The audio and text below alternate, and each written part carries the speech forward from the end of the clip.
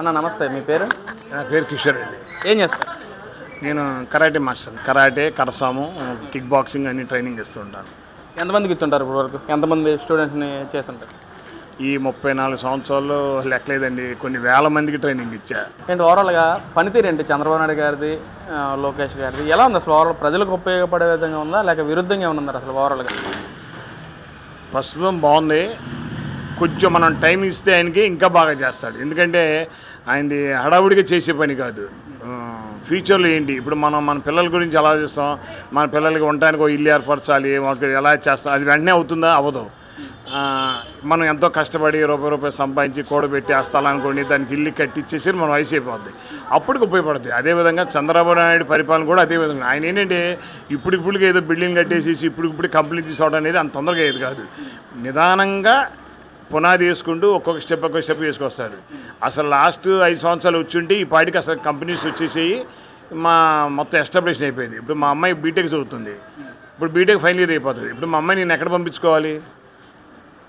లేదు, ఆంధ్ర దాటి పంపించాల్సి వస్తుంది. ఇప్పుడు ఎవరైనా సరే, చంద్రబాబు నాయుడు అని కాదు, జగన్ అని కాదు, వేరే వాళ్ళని కాదు, ఎవరు వచ్చినా సరే రేపు ఇంటర్మీడియట్ అయిపోయిన తర్వాత ప్రతి పిల్లలు డాక్టరు, ఇంజనీరే చదివిస్తున్నారు. వాళ్ళకి ఎక్కడ ఉన్నాయి ఉద్యోగాలు? ఆంధ్రప్రదేశ్లో ఒక కంపెనీలు లేవు, ఒక పెద్ద ఏమీ లేవు. ప్రతి వాళ్ళు రాష్ట్రం దాటించాల్సి వస్తుంది. ఇప్పుడు మా మరదల పిల్లలు ఉన్నారు, ఇద్దరూ హైదరాబాద్ వెళ్ళి పని చేయాల్సి వస్తుంది. వాళ్ళ కోసం నేను ఎంత తిరగాల్సి వస్తుంది? అదో వాళ్ళు బయటికి వెళ్ళి ఇక్కడ చదువుకుని బయటికి వెళ్ళి జాబ్ చేయడానికి కారణం ఏంటంటారు అసలు? సరే, ఏముంది, డెవలప్మెంట్ లేదు, ఒక కంపెనీస్ లేవు, అభివృద్ధి లేదు. ఎంతసేపు ఫ్రీ పథకాలు. ఆ ఫ్రీ పథకాలు ఇచ్చేసి జనాలు సోమరిపోతం చేయడం తప్ప వేరే ఉంది. జనాలు ఏమనుకుంటారంటే మనకి ఫ్రీగా వచ్చింది, ఇప్పుడు గడిచింది చాలే అనుకుంటారు. కానీ రేపు నీ కొడుకు ఇంటర్ సెకండ్ ఇయర్ అయిన తర్వాత ఇంజనీరింగ్ డాక్టర్ చదువుకున్నప్పుడు వాడి ఉద్యోగానికి ఎక్కడికి వెళ్ళాలి, వెళ్ళాలి, ఏం చేస్తారు? ఎవడో ఆలోచించట్లేదు.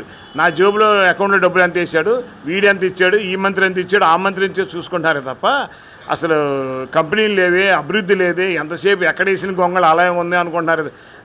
ఉందే తప్ప రాష్ట్రం అసలు కొద్దిగా వాటికి కూడా ఇంప్రూవ్మెంట్ అనేది అసలు లేదు.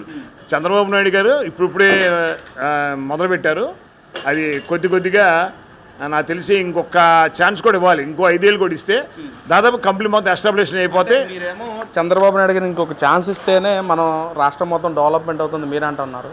మరి గత పాలకులేమో ఇచ్చిన 2 సంవత్సరాల్లోనే చంద్రబాబు అసలు ఏమీ చేయలేకపోతున్నాడు, అసలు కంపెనీస్ ఏమీ తీసుకురావట్లేదు, చదువుకున్న పిల్లలు జాబ్లు కల్పించలేకపోతున్నాడు చంద్రబాబు. ఇంకెందుకు చంద్రబాబుని గెలిపించింది, ముఖ్యమంత్రిని చేసింది అంటున్నారు. మరి ఏంటి సార్? మరి సార్, కంపెనీస్ రావడం అంటే ఏదో కొట్లోకి రైతు బజార్కి వెళ్ళి కూరగాయలు కొనుక్కొని తీసుకొచ్చేయడం కాదు. ఒక కంపెనీ రావాలంటే ఆ వ్యాపారం పెట్టేవాడు ఆ రాష్ట్రంలో నేను కంపెనీ పెడితే నేను ఎన్ని కోట్లు సంపాదించుకుంటానని ఆలోచిస్తాడు. అంతేగాని రారాబాబు వచ్చి మా దాంట్లో పెట్టుకుని నీకు స్థలం ఇస్తానంటే పెడతాడు, వచ్చేస్తాడా? రాడుగా. ఇప్పుడు మీరు మీ ఇంట్లో ఒక ఇల్లు అద్దెకు ఉందనుకోండి, అద్దెకు వచ్చేవాడు ఏమో చూస్తాడు, మీ ఇంట్లో వాటర్ ఫెసిలిటీ ఉందా, కరెంట్ యూనిట్ ఎంతలా తీసుకుంటారు, మేకులు కొట్టద్దు అంటారు గోడలకి, ఇలా ఎన్నో ఆలోచిస్తారు. ఒక అద్దెకు ఉండేవాడు నీ ఇంటికి అద్దెకు వచ్చేవాడు ఇంత ఆలోచిస్తాడంటే, ఒక ప్రైవేట్ కంపెనీ వాడు మన రాష్ట్రంకి వచ్చే కంపెనీ పెట్టండి నాకేంటని చూసుకుంటాడు. మనకు ఉద్యోగాల సంఘాలు ఇవ్వడం పక్కన పెట్టండి, అసలు ఆలోచిస్తాడు. మరి మన గవర్నమెంట్ వాడికి ఇచ్చేటప్పుడు దానికి పన్ను ఎంత ఇస్తున్నాము, మన నీటి పన్ను, అన్నీ ఎన్నో ట్యాక్సెస్ ఉంటాయి. మరి అన్నీ కట్టుకుంటే నేను కంపెనీ నడపగలనా లేదా అన్నీ ఆలోచించుకుంటాడు. వాడికి టైం ఇవ్వాలి. అంటే ఏమంటే రండి అంటే వాడు రాడు, అలానే అన్నీ వచ్చి పెట్టలేడు. అదేవిధంగా ఇది అంత చిన్న విషయం కాదు, చాలా జాగ్రత్తగా ఆలోచించాల్సిన విషయం. ఈ వెంటనే అయిపోయి 2 ఏళ్ళకి అయిపోతుందా? మరి 4 ఏళ్ళు ఉన్నారు వేరే మంత్రులు, జగన్మోహన్ రెడ్డి గారు ఉన్నారు, చాలామంది ఉన్నారు, కాంగ్రెస్ పార్టీ వాళ్ళు పరిపాలించారు. ఏం చేశారు? ఏ కంపెనీ ఉంది? ఒక్క కంపెనీ ఉందా? నాకు తెలిసి చంద్రబాబు నాయుడు గారు 2001, 2002లో కొండాపూర్ హైటెక్ సిటీ కానీ అక్కడ కానీ పెట్టకపోయి ఉంటే అసలు హైదరాబాద్ పరిస్థితి దిక్కుమల్ల హైదరాబాద్లో అయిపోయేది. కాకపోతే ఆయన అసలు డివైడ్ అవుద్దని అనుకోని ఉంటాడు. నాకు తెలిసి అదే అనుకుంటున్నాను. హైదరాబాద్ను ఆంధ్ర డివైడ్ అయ్యేదని అనుకుని ఉంటే ఆయన కంపల్సరీ ఆ కంపెనీని ఇక్కడ ఎస్టాబ్లిష్ చేసేవాడు. అసలు వెనక తిరిగి చూడకుండేది. అది ఏదో పొరపాటు జరుగుండి, లేదా కంపెనీలన్నీ అంత అక్కడ ఉండిపోయి ఇక్కడ అసలు ఏం లేకుండా ఇలా మనం ఉన్నామంటే అసలు ఎంత ఏంటి, ఏం బతుకుతున్నాం? వైజాగ్లో కూడా గూగుల్ లాంటి పెద్ద కంపెనీ కూడా శంకుస్థాపన జరిగితే దాన్ని కూడా జగన్మోహన్ రెడ్డి క్రెడిట్ వల్లే వచ్చింది. జగన్మోహన్ రెడ్డి కానీ లేకపోతే అసలు మన రాష్ట్రానికి ఆ కంపెనీ కూడా వచ్చేది కాదని చెప్పి జగన్మోహన్ రెడ్డి గారు మాట్లాడుతున్నారు. అటు పక్కన వైసీపీ ఎమ్మెల్యేలు కానీ కార్యకర్తలందరూ కూడా అదే మాట మీద ఉంటున్నారు. సార్ మరి ఏంటి, ఎవరి వల్ల వచ్చింది అనుకోవచ్చు గూగుల్ కంపెనీ అనేది? సార్, ఎవరి వల్ల వచ్చింది అనేది ఇంపార్టెంట్ కాదు సార్. కంపెనీలు రావాలి, జనాలు బాగుండాలి, రాష్ట్రం బాగుండాలి, అభివృద్ధి చేయాలి, ఇంప్రూవ్మెంట్ చేయాలి. ఇప్పుడు ఫర్ ఎగ్జాంపుల్ చంద్రబాబు నాయుడు గారు ఒకటి కట్టించాడు అనుకోండి, ఒక రూల్స్ పెట్టాడు, ఒక ట్రాఫిక్ రూల్స్లో ఫైన్లు వేసాడు. వన్ వేలో వస్తే ఎంత, దీనిలో వస్తే ఎంత అని ఫైన్ ఇచ్చేయడం అండి. నెక్స్ట్ జగన్మోహన్ రెడ్డి గారు వస్తే ఏం చేయాలి, దాన్ని ఇంప్లిమెంట్ చేయాలి, దాన్ని అప్డేట్ చేసి ఇంకా స్ట్రిక్ట్ చేయాలి.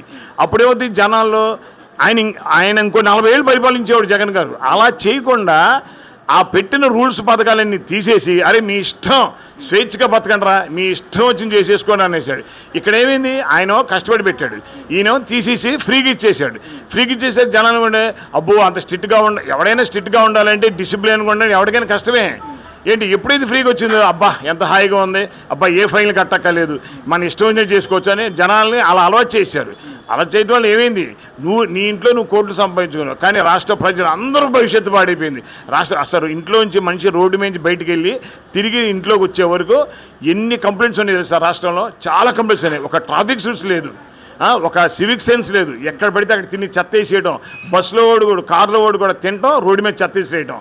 ఇప్పుడు అమెరికా వాళ్ళను మన అమెరికా, కెనడా, జర్మనీ ఉన్నాయి, అన్ని దేశాలు ఎందుకు అంత శుభ్రంగా ఉన్నాయి, వాళ్ళు ప్రభుత్వాన్ని గౌరవిస్తారు, ఆ గౌరవం వాళ్ళు ఇస్తారు. అసలు మన ప్రభుత్వాన్ని గౌరవించట్లేదు. గౌరవించినటువంటి ప్రజలకి సరైనటువంటి హిట్లర్ ఇచ్చినట్టు పనిష్మెంట్ ఇవ్వాలి. అదే జగన్మోహన్ రెడ్డి గారు కానీ ఆ పనిష్మెంట్ ఇచ్చి ఉంటే జగన్మోహన్ రెడ్డి గారు కనీసం ఆయన వయసు అయిపోయే వరకు ఆయన ముఖ్యమంత్రిగా ఉండేవాడు. ఆయన అలా చేస్తాడని నేను ఎంతో ఆశ పెట్టుకున్నాను.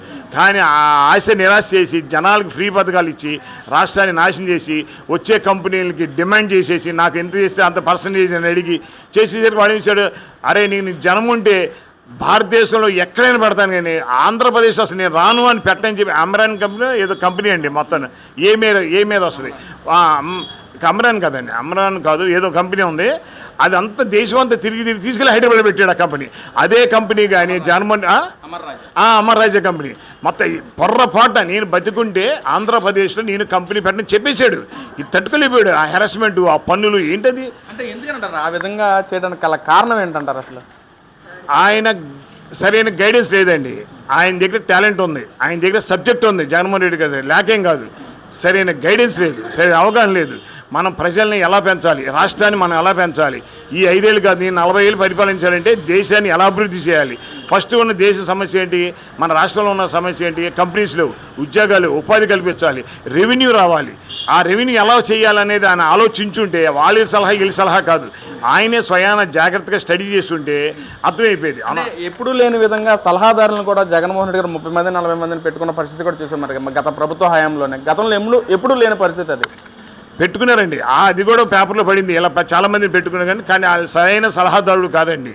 వాళ్ళు సలహాదారుడు అయితే ఇట్లాంటి పథకాలు పెట్టమని ఆయన చెగలరు. జగన్మోహన్ రెడ్డి గారు పాప ఆయనకి ఏం తెలియదండి. ఆయన మైండ్ సెట్ వేరు, ఇది వేరు, ఈ సబ్జెక్ట్ వేరు. ఈ సబ్జెక్ట్ ఈ పరిపాలన అంటే ఒక చంద్రబాబు నాయుడు వరాలోది.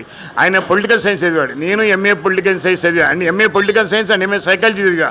నాకు తెలుసు, నేను చదువుకున్నాను. పరిపాలన విధానం అంటే సెంట్రల్ నుంచి కింద వరకు, గ్రౌండ్ వరకు అసలు ఎలా పరిపాలించాలి, ఎన్ని డిపార్ట్మెంట్ ఉంటాయి, ఎంతమంది వర్కర్స్ ఉంటాయి, ఎవరిని ఎలా కమెంట్ చేయాలనేది ఆ ఎంఏ పొలిటికల్ సైన్స్ చదువుకున్న వాడికే తెలుస్తుంది.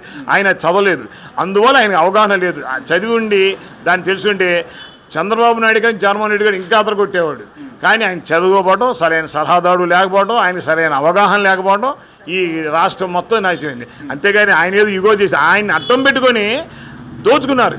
అసలు ఆయన ప్రమేయం ఉందో లేదో నాకే తెలీదు, కానీ ఆయన అడ్డం పెట్టుకుని చేశారు అందరూ. అసలు యాక్చువల్లీ చాలామంది అసలు ఏం దోసేసారు, ఇసుక ఏంటి, మట్టి ఏంటి, ఇసుకని మట్టిని దోసేసుకోవడం ఏంటండి బాబు, అసలు సెటిల్మెంట్లు ఏంటి, ఇష్టం వచ్చినట్టు దోసేసుకున్నారు.